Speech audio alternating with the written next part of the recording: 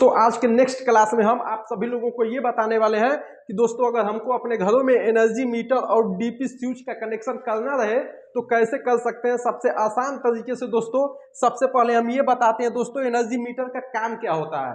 दोस्तों energy meter का काम होता है बिजली के खपत को दर्शाता है। जिस तरीके से हम लोग कोई वाहन चलाते हैं तो उसमें एक मीटर लगा रहता है, वो मीटर बताता है कि आपने अगर तेल की खर्चा किया है तो तेल कितना खर्चा किया है। उसी तरीके से दोस्तों जो एनर्जी मीटर है ना, एनर्जी मीटर ये बताता है कि आपने अगर बिजली का खर्चा किया है तो कितना बिजली खर्चा किया। दोस्तों यही बताता है हमारा एनर्जी मीटर। और दोस्तों एनर्जी मीटर का कनेक्शन सबसे आसान तरीके से दोस्तों आइए हम जानते हैं।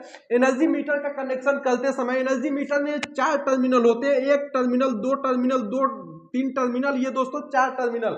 अब दोस्तों एनर्जी मीटर का कनेक्शन करते समय हमको एनर्जी मीटर के 1 नंबर पॉइंट में फेस की सप्लाई को दे देना है और फिर 4 नंबर पॉइंट से आपको फेस की सप्लाई को निकाल लेना है। अब दोस्तों जो हमको न्यूट्रल देना है ना, न्यूट्रल एनर्जी मीटर के 2 नंबर पॉइंट में देना है और फिर 3 नंबर पॉइंट से दोस्तों निकाल लेना है। अब दोस्तों हम बताते हैं डीपी स्विच कैसे कार्य करता है।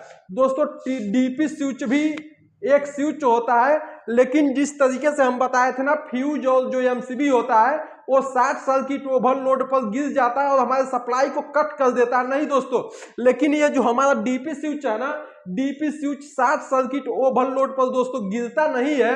इसके लिए दोस्तों ये भी 1 एम्पियर में आता है। दोस्तों ये जितने एम्पियर का डीपी स्विच है उतने ही एम्पियर का आप लोड दे सकते हैं। और दोस्तों ये कैसे कार्य करता है, इसको अगर आपके सप्लाई को, अपने घर के सप्लाई को अगर आपको काटना है तो स्वयं अपने हाथ से इसको गिराना पड़ेगा, तब दोस्तों आपके घर की सप्लाई कटेगी। अब दोस्तों हम डीपी स्विच का कनेक्शन जानते हैं सबसे आसान तरीके से।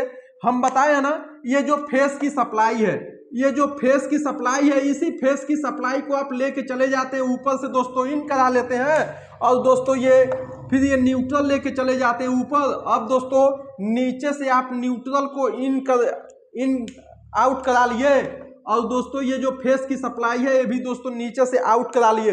अब दोस्तों होता क्या है, जब इस डीपी स्विच में आप ऊपर से इन और नीचे से आउट करवाते हैं तो ये डीपी स्विच जब हमारे घर में सप्लाई नहीं भी दे रही होगी, सप्लाई को नहीं आउट करेगी, फिर भी ये जो इंडिकेटर है ना दोस्तों, ये संकेत करेगा, ये बताएगा कि यहाँ तक लाइट आ रही है। लेकिन दोस्तों जैसे ही इस डीपी स्विच को हम नीचे की तरफ प्रेस करते हैं, नीचे की तरफ दबाते हैं, तो दोस्तों जो सप्लाई है वो हमारे घर तक जाने लगती है और दोस्तों हमारे घर के सभी उपकरण कार्य करने लगते हैं। अब दोस्तों ये जो 2 तार है ना, इसी 2 तार से आप अपने घर का दोस्तों पूरा कनेक्शन कर सकते हैं। और दोस्तों मुझे उम्मीद होगा, यकीन होगा कि इस वीडियो को देखने के बाद एनर्जी मीटर और डीपी स्विच का कनेक्शन आप पूर्ण रूप से कर लेंगे। दोस्तों एनर्जी मीटर और डीपी स्विच का कनेक्शन करने में आपको किसी भी प्रकार का डाउट हो तो आप कमेंट बॉक्स में बता सकते हैं। आपको डाउट का 100% क्लियर किया जाएगा। इस वीडियो को देखने के लिए आप सभी लोगों का बहुत बहुत धन्यवाद। और दोस्तों इस वीडियो पर अगर नए हो तो सब्सक्राइब कर लें। आप सभी लोगों का बहुत बहुत धन्यवाद।